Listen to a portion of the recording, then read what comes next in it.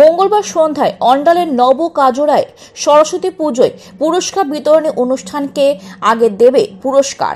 এই নিয়ে তৃণমূলের দুই গোষ্ঠী ব্যাপক মারামারি, রক্তারক্তি, ভোজালে কোপ, গুরুতর জখম হয়ে দুর্গাপুর মহকুমা হাসপাতালে ভর্তি।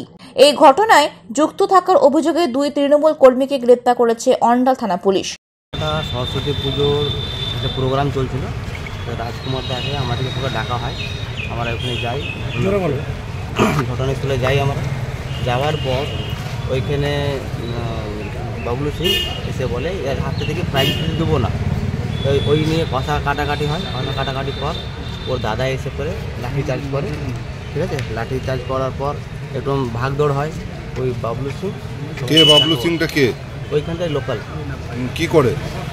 এরকম লোকাল ছেলে আছে, পার্টি না। তারপরে কি পার্টির সঙ্গে থাকাথাকি করে। তারপর কি এরকম তো কখনো বিজেপির কোন টিএমসি থাকে তো বলা হয়। এখন কি করছে? এখন ও এরকমই ওর ভাই দাদার সঙ্গে থাকে, ওই চুনু সিং। এখন কি টিএমসি করে? হ্যাঁ, টিএমসি। এখন তো পার্টি এখানে কোনো ব্যক্তিগত পার্টি নিয়ে কোনো কথা নেই, এখানে ব্যক্তিগত ঝামেলা। আপনাদের কি ছুরি দিয়ে মেরেছে? না, ওনাদেরকে ছুরি দিয়ে মানে আহত করে। কজন? তিনজনকে আহত করে ছুরি দিয়ে। কজন ভর্তি আছে হাসপাতালে? 4 জন। ছুরিতে 3 জন করে। তাদের নামে অভিযোগ হয়েছে থানায়?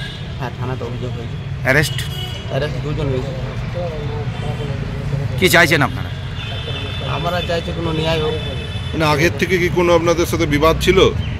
না, আমাদের সঙ্গে তো কোনো বিবাদ একদম কিছু নেই।